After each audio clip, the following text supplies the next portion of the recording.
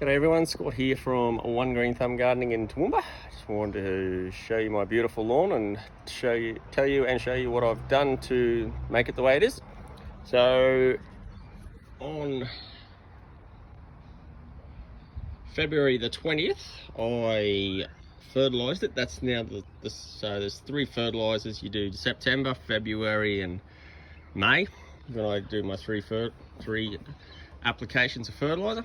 So this time I'm experimenting using double phosphorus, which is this stuff.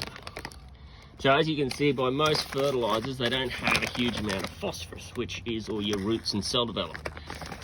So what I did was, I always use Earthlife Lawn Blend. When you buy a 40 kilo bag, you'll notice it's called Pasture Blend, not 15 kg bags. And then I always use my Eco 88S. And then I just had a bag of this stuff, which I've had for years, so I just trying to churn it up.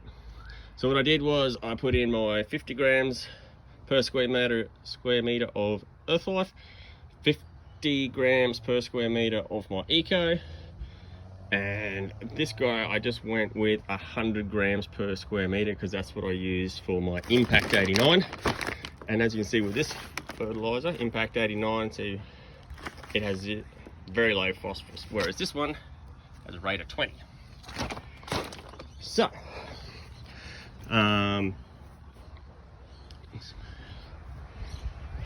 here is the inside part, which I mow on number 2, which is looking, it's getting a little bit dry now.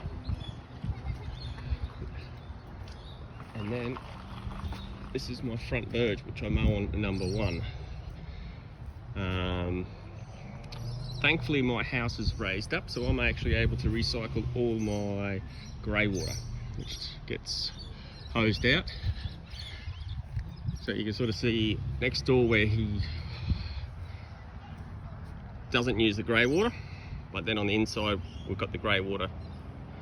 You see how nice and green that is. So what else was I going to say? And if your lawn is looking like this, especially coming into now where the grass is not growing as fast, just short regular waters to try and get the ground to cover. Like so you just want to water it so that this way all these little rhizomes can just start covering across. And as you can see, like with Josh's, there's no thatch layer, so when you get the sun belting down, that just gets hot and dry.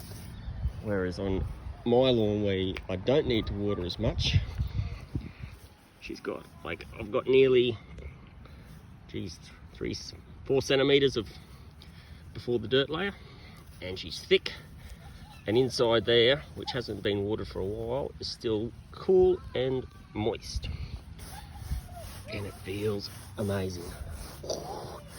So on this one, I've been practicing mowing it on number 1. I try and mow it twice a week. I'm pretty happy with the way it looks. And then, hey mate.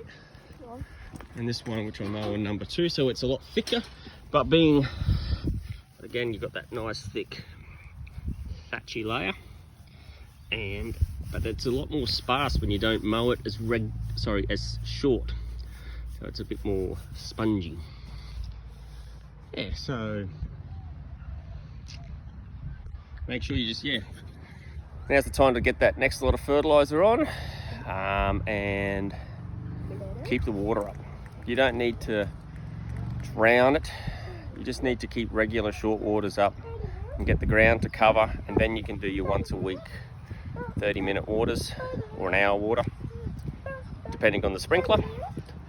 And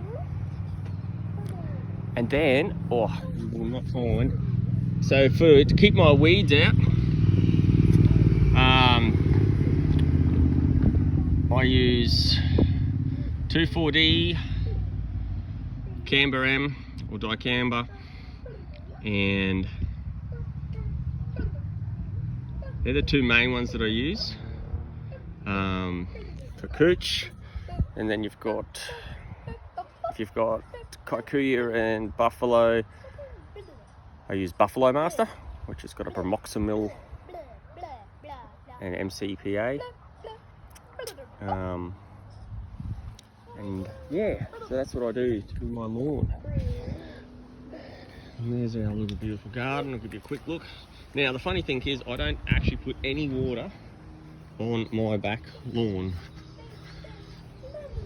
Oh, here's an experiment. So I went 3 times the ratio. So on Old Mates Next Door I doubled up, and then I said I wonder how much if you do 3 times, and she just cooked my grass. So don't go 3 times the fertilizer rate.